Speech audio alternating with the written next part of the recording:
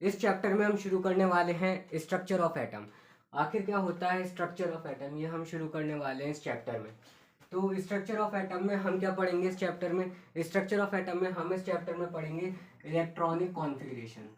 ये बहुत important part होता है इस चैप्टर का, electronic configuration. Structure of atom का ये बहुत ही इंपॉर्टेंट पार्ट होता है, इलेक्ट्रॉनिक कॉन्फ़िगरेशन।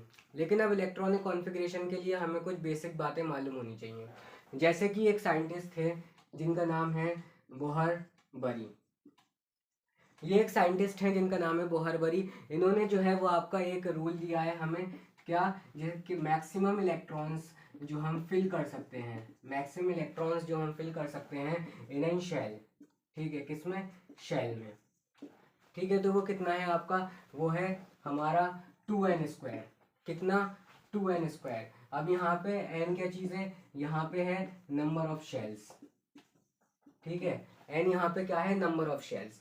फॉर एग्जाम्पल जैसे कि हमारे शेल होते हैं के, एल, एम और आपका n। ये हमारे 4 शेल्स हैं। ठीक है, अब इसमें से जैसे कि हम फर्स्ट शेल पे फोकस करने वाले हैं के, तो के लिए n की वैल्यू कितनी हो जाएगी? 1। के लिए n की वैल्यू कितनी हो जाएगी? 1। तो हम यहाँ पे 2n² में जो है 1 की वैल्यू पुट करेंगे, तो 2 इंटू 1 का स्क्वायर इज इक्वल टू 2। तो यहाँ पे k की वैल्यू कितनी हो गई? 2। अब उसके बाद फिर जब हम l की वैल्यू निकालेंगे तो l की वैल्यू कितनी है आपका? जो है 2।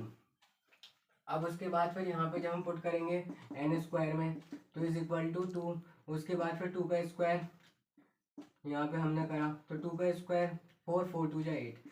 तो यहाँ पे L की वैल्यू कितनी आ गई? 8। यानी इसका मतलब ये है कि जो K है उसमें कितने इलेक्ट्रॉन्स फिल हो सकते हैं? उसमें 2 इलेक्ट्रॉन्स फिल हो सकते हैं। और जो L है उसमें कितने मैक्सिमम इलेक्ट्रॉन फिल हो सकते हैं? उसमें 8 इलेक्ट्रॉन मैक्सिमम फिल हो सकते हैं। उसके बाद फिर M के लिए N की वैल्यू कितनी हो जाएगी? 3। अब हम इसको इस फॉर्मूले में पुट करेंगे, 3 का स्क्वायर, तो ये कितना हो गया?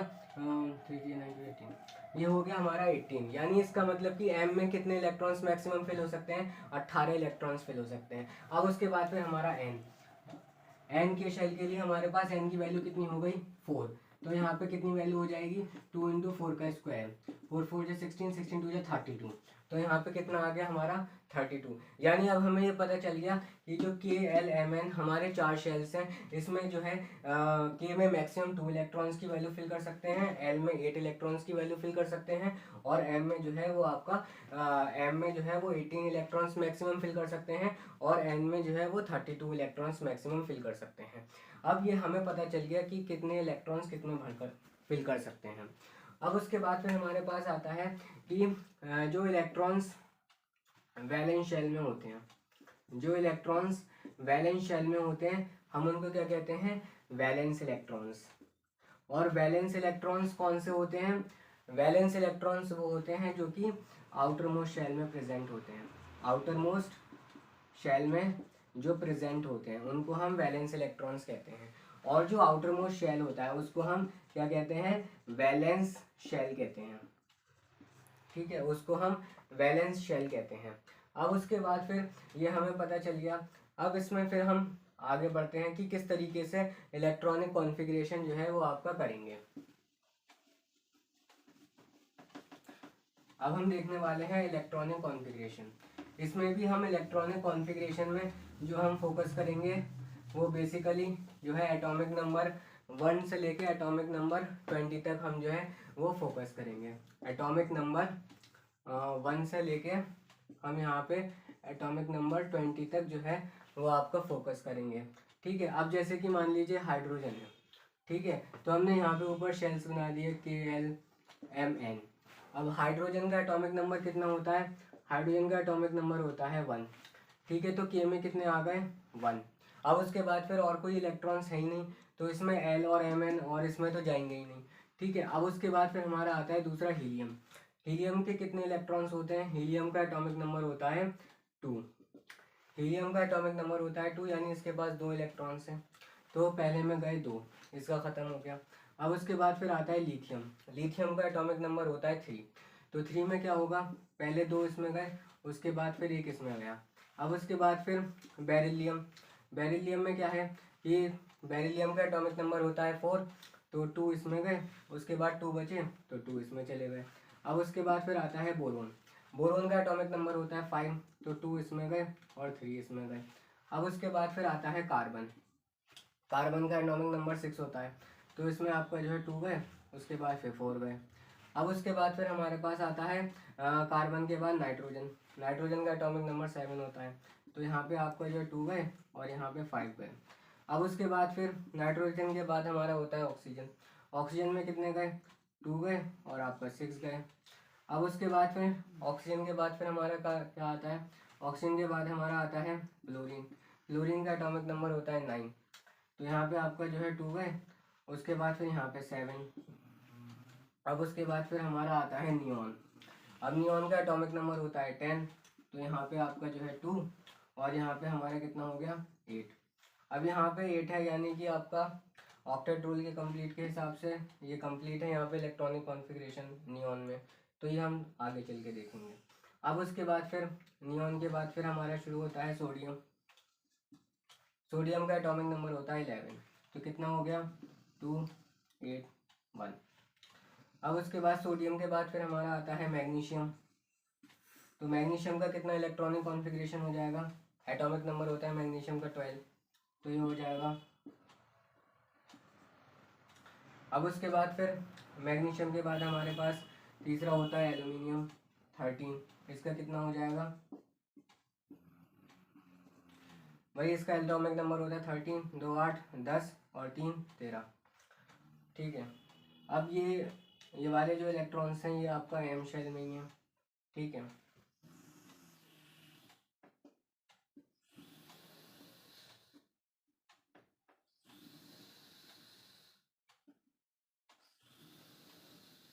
सोडियम का 281। ठीक है, अब उसके बाद फिर हमारे पास एटॉमिक नंबर 14। ठीक है, ये हमारा एल्यूमिनियम तक हो गया। अब एल्यूमिनियम के बाद फिर हमारा क्या है, सिलिकॉन। ठीक है, सिलिकॉन का कितना होता है एटॉमिक नंबर 14, तो इसका हो जाएगा 2 8 10 और उसके बाद फिर कितने रिमेनिंग बचे 4, तो यहाँ पे आ गया 14। अब उसके बाद फिर सिलिकॉन के बाद फिर 15 एटॉमिक नंबर होता है फॉस्फोरस का। फॉस्फोरस का हो जाएगा 2 8 10 और 5। अब उसके बाद फिर फॉस्फोरस के बाद फिर हमारे पास आता है सल्फर। सल्फर का कितना हो जाएगा 2 8 10, एटॉमिक नंबर सल्फर का होता है 16, तो 2 8 10 कितने बचे 6, तो यहाँ पे 6 आ गए। अब उसके बाद फिर सल्फर के बाद फिर हमारे पास आता है क्लोरीन। क्लोरीन का एटॉमिक नंबर होता है 17, तो उस हिसाब से क्लोरीन का कितना हो जाएगा 2 8। ठीक है, 2 8 10 और 7 17। अब क्लोरीन के बाद हमारे पास आता है आर्गन। ठीक है, आर्गन का कितना एटॉमिक नंबर होता है, आर्गन का एटॉमिक नंबर होता है 18। ठीक है, तो 2 8 10 कितने बचे 8 18। अब उसके बाद फिर पोटेशियम। पोटेशियम का कितना एटॉमिक नंबर होता है 19, तो 2 8 10। अब उसके बाद फिर अब यहाँ पे थोड़ा देखने वाली बात है। अब यहाँ पे क्या है कि 2 8 हमारे पास हो गया 10, अब पोटेशियम का होता है 9, मतलब कितना रिमेनिंग बचे 9 इलेक्ट्रॉन्स। अब यहाँ पे भले ही हम 18 इलेक्ट्रॉन्स भर सकते हैं, लेकिन फिर भी हम यहाँ पे 18 इलेक्ट्रॉन्स भरेंगे नहीं, हम जो है वो आगे उसमें जाएंगे। ठीक है, तो यहाँ पे कितना हो जाएगा 8। अब उसके बाद फिर कितना एक इलेक्ट्रॉन बचा 1, तो ये हो जाएगा पोटेशियम का 2 8 8 1। ठीक है, अब उसके बाद फिर पोटेशियम के बाद हमारे पास क्या आता है कैल्शियम। कैल्शियम का क्या होगा एटॉमिक नंबर 20, तो 2 8 10। अब उसके बाद फिर कितने बचे रिमेनिंग 10, लेकिन हम यहाँ पे 10 नहीं लिखेंगे। ठीक है, हम जो है वो आपका इसको इस तरीके से नहीं लिखेंगे, हम ऑक्टेट रूल के हिसाब से जाएंगे। तो यहाँ पे 10 हम नहीं लिख सकते, हम थोड़ा आगे जाएंगे, तो ये हो जाएगा 2 8 10 और 8 18 और उसके बाद फिर रिमेनिंग 2। ठीक है, ये हो गया हमारा कैल्शियम। अब इस तरीके से हमारे पास एटॉमिक नंबर 1 से लेके 20 तक हमने कर लिया, इतने हमारे लिए सफिशेंट है। ठीक है, अब उसके बाद फिर हम जो है आगे बढ़ेंगे। अब जो हमने ये इलेक्ट्रॉनिक कॉन्फ़िगरेशन कर ली, हमें पता चल गया इलेक्ट्रॉनिक कॉन्फ़िगरेशन में वैलेंस इलेक्ट्रॉन्स। अब उसके बाद फिर अब हम देखेंगे वैलेंसी। ठीक है, अब हम क्या देखने वाले हैं, वैलेंसी देखने वाले हैं। अब वैलेंसी क्या होती है, वैलेंसी में जो है वैलेंसी में हम जो है मतलब एटम को क्या करते हैं स्टेबल करते हैं। वैलेंसी में हम क्या करते हैं एटम को स्टेबल करते हैं। चाहे उसके लिए फिर हमें जो है वो गेन करना पड़े या फिर लूज करना पड़े या फिर शेयर करना पड़े, ठीक है, इलेक्ट्रॉन्स का। तो ये चीज़ हम करते हैं वैलेंसी में। अब जैसे कि हम सोडियम का दिखा रहे हैं, तो सोडियम का एटॉमिक नंबर होता है 11, ठीक है। तो इसको हम लिख सकते हैं 281। अब उसके बाद फिर यहाँ पे क्या है, सोडियम के पास दो ऑप्शंस हैं अपने आप को स्टेबल करने के लिए, या तो वो यहाँ पे 7 इलेक्ट्रॉन्स ले ले या फिर अपना 1 इलेक्ट्रॉन लूज़ कर दे। तो 7 इलेक्ट्रॉन्स लेना मुश्किल हो जाएगा, तो यहाँ पे ये क्या करेगा, यहाँ पे ये 1 इलेक्ट्रॉन जो है वो आपका लूज़ कर देगा और उसके बाद फिर जो है 280 में जो है वो आपका स्टेबल हो जाएगा। तो अब क्योंकि इसने 1 इलेक्ट्रॉन जो है वो आपका लूज़ करा, तो यहाँ पे इसकी वैलेंसी कितनी हो गई, 1, क्योंकि इसने अपने आप को स्टेबल करने के लिए 1 इलेक्ट्रॉन को लूज़ करा। तो जो भी स्टेबल करने के लिए लूज़ करते हैं या गेन करते हैं वही हमारी वैलेंसी हो जाती है। तो यहाँ पे इसने 1 इलेक्ट्रॉन लूज़ करा तो इसकी वैलेंसी हो गई 1, ठीक है। अब उसके बाद फिर जैसे कि हम जो है मैग्नीशियम को देख लेते हैं, ठीक है। मैग्नीशियम का एटॉमिक नंबर होता है 12, तो इसको हम लिखते हैं 2, 8, 10 और यहाँ पे 2, ठीक है। अब उसके बाद फिर जो है मैग्नीशियम क्या करेगा, मैग्नीशियम के पास दो ऑप्शंस हैं, या तो वो 6 इलेक्ट्रॉन ले ले स्टेबल होने के लिए या फिर वो 2 इलेक्ट्रॉन्स को लूज़ कर दे। तो 6 इलेक्ट्रॉन को लेना मुश्किल है, तो वो क्या करेगा, वो 2 इलेक्ट्रॉन्स को जो है वो आपका लूज़ कर देगा। तो उसने यहाँ पे 2 इलेक्ट्रॉन्स जो हैं वो आपका लूज़ कर लिए और ऑक्टेबल स्टेट के हिसाब से अपने आप की 8 कॉन्फ़िगरेशन कर ली। तो इस तरीके से ये हो गया हमारा स्टेबल, ठीक है। तो अब यहाँ पे इसने अपने 2 इलेक्ट्रॉन्स को क्या करा, लूज़ करा। तो इसकी वैलेंसी कितनी हो गई, इसकी वैलेंसी हो गई जो है वो आपका 2, ठीक है। तो इसी तरीके से हम जो है वो आपका वैलेंसी देखते हैं। अब उसके बाद फिर हमारे पास जो है नेक्स्ट क्या आता है इस चैप्टर में, नेक्स्ट हमारे पास होते हैं जो है वो आइसोटोप। अब आइसोटोप में क्या होता है, आइसोटोप में क्या होता है कि यहाँ पर जो है सेम एटॉमिक नंबर होता है, क्या, यहाँ पर जो है सेम एटॉमिक नंबर होता है, ठीक है, सेम एटॉमिक नंबर होता है और but different mass number, mass number जो होता है वो यहाँ पे डिफरेंट होता है, ठीक है। ये चीज़ है हमारा आइसोटोप। अब जैसे कि यहाँ पे हाइड्रोजन के हम यहाँ पे आइसोटोप देखते हैं। हाइड्रोजन में एक होता है हमारा प्रोटियम, एक होता है ड्यूट्रियम और एक होता है ट्रीटियम, ठीक है। अब यहाँ पे जो प्रोटियम है उसका मास नंबर होता है 1 और जो ड्यूट्रियम है उसका मास नंबर होता है 2 और जो ट्रीटियम है उसका मास नंबर होता है 3, लेकिन सबके एटॉमिक नंबर जो है वो आपका सेम है, ठीक है। तो हमारे पास ये प्रॉपर्टी फॉलो हो गई कि एटॉमिक नंबर तो सबका सेम है लेकिन जो मास नंबर है वो आपका डिफरेंट है, ठीक है। तो ये क्या हो गए, ये हमारे आइसोटोप्स हो गए, ठीक है। इसी तरीके से कार्बन 12 और कार्बन 14, अब यहाँ पे एटॉमिक नंबर तो दोनों का सेम है लेकिन मास नंबर जो है वो आपका डिफरेंट है, तो ये दोनों क्या है हमारे आइसोटोप। अब उसके बाद फिर आइसोटोप के बाद फिर हम यहाँ पे देखते हैं आइसोबार। आइसोटोप के बाद फिर हम यहाँ पे देखेंगे आइसोबार्स। अब आइसोबार्स में क्या होता है, आइसोबार में जो है डिफरेंट एटॉमिक नंबर होता है, डिफरेंट एटॉमिक नंबर और क्या होता है इसमें, डिफरेंट एटॉमिक नंबर होता है और सेम मास नंबर होता है, ठीक है, सेम जो है वो आपका मास नंबर होता है।